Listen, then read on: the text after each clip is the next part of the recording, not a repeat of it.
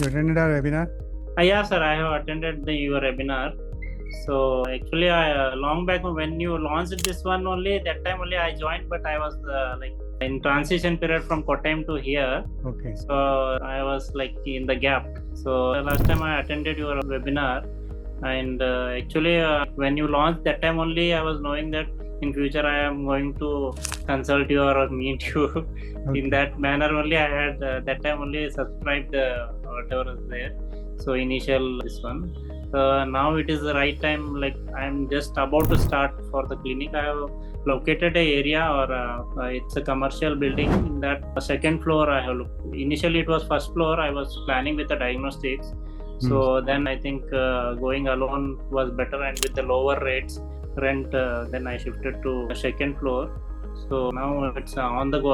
Still the dealing has to be finished. So you are already a member of Doctorpreneur Academy? Yeah, sir. Yes. Okay.